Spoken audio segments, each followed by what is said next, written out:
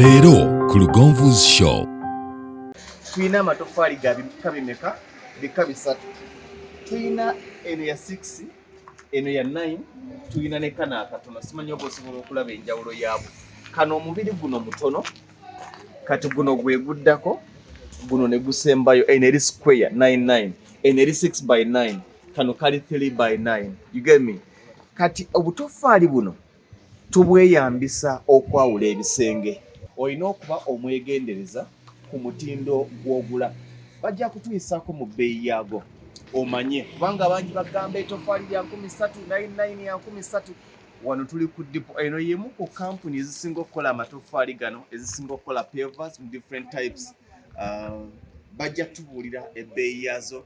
Omuntu wandi mulikomendinze ku mulembe guno okweyambisa amatoffaali gali amatono oba mulikomendinga recommending zino whereby ziri nnungi nti ziri cheap, osobola okufuna ebikumi 500, naye obuzibu obulimu nti zino zikekerezammu than the other.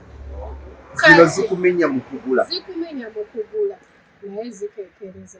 Wandigenze pieces, wandigenze obumotoka tugamba ozimba kasingolo omuku. Wandigenze pieces.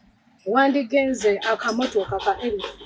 Oba obumotoka nga busatu oba buna osobola okukozesaawo obubiri. Esementi zikekereza naye ate nga za bread.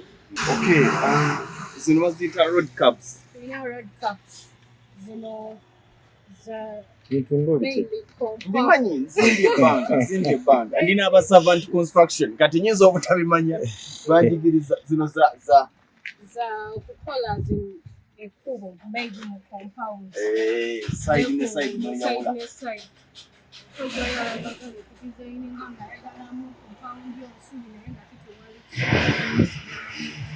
Ate ekyenjawulo ekiri mu bulooka zino, omuzimbi tagenda kulimba kubba. Manyi batulimbaga kati ndese trip ya 10 naye ng'aleesemu 8-7, naye eno nga bwagireese bwe waawe 10 tuba 10. Munatusonyiwa ebiwogana, tuli mu factory. Gendako ku mashini obalage. Lindirira